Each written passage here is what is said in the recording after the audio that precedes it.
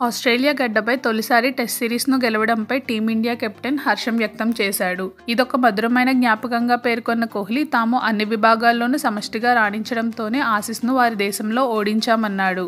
4 టెస్టుల సిరీస్లో భాగంగా చివరి టెస్ట్ డ్రాగా ముగియడంతో కోహ్లీ సేన సిరీస్ను 2-1తో కైవసం చేసుకుంది. దీనిలో భాగంగా మాట్లాడిన కోహ్లీ ప్రస్తుత జట్టును చూసి చాలా గర్వంగా ఉంది.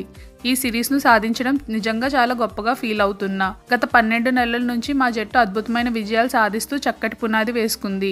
ఏడాది కాలంగా జట్టులో వచ్చిన సమతుల్యతతోనే ఆసీస్ను వారి గడ్డపై ఓడించాం. అంతకుముందు జరిగిన 2 విదేశీ పర్యటనల్లో కూడా మా జట్టు సత్తా చాటింది. భారత క్రికెట్ జట్టు ఈ స్థాయి ప్రదర్శన నేనెప్పుడూ చూడలేదు. 4 పేసర్లతో విదేశీ పర్యటనకు వెళ్లడం కూడా నా అనుభవంలో ఎదురుకాలేదు. ఇది జట్టు సభ్యులందరూ సాధించిన అద్భుతమైన ఘనత. ప్రధానంగా ఫిట్నెస్ స్థాయిని కాపాడుకోవడం వల్లే ఆసీస్లో విజయాలను సాధించాం. దీనికి జట్టు సభ్యులు తీవ్రంగా శ్రమిస్తున్నారు. Hats off to team members. మన తలంపు ఎప్పుడైతే సరైన రీతిలో ఉంటుందో అప్పుడు అద్భుతమైన ఫలితాలను సాధిస్తాం. భారత క్రికెట్ను మరింత ఉన్నత శిఖరాలకు తీసుకువెళ్లడమే మా ముందున్న లక్ష్యం అని కోహ్లీ అన్నాడు.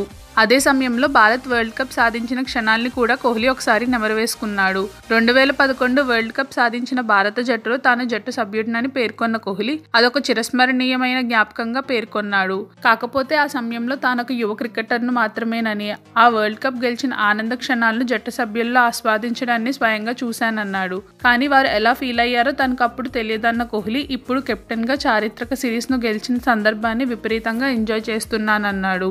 ఇంత గొప్పగా తాను ఎప్పుడూ ఫీల్ కాలేదని కోహ్లీ తెలిపాడు. తాము ఏదైతే వ్యూహంతో ఆస్ట్రేలియా పర్యటనకు వెళ్లామో దాన్ని ఖచ్చితంగా అమలు చేసి సక్సెస్ అయ్యామన్నాడు. ప్రధానంగా తమ బ్యాటింగ్ విభాగానికి బౌలర్ల జోష్ కూడా తోడవడంతో విజయం సునాయాసమైందన్నాడు. ప్రతి ఒక్క బౌలర్ తమపై పెట్టుకున్న నమ్మకాన్ని వమ్ము చేయలేదని కోహ్లీ ప్రశంసలు కురిపించాడు. ఇలాంటి మరిన్ని అప్డేట్స్ కోసం మన ఛానల్ను సబ్స్క్రైబ్ చేయండి.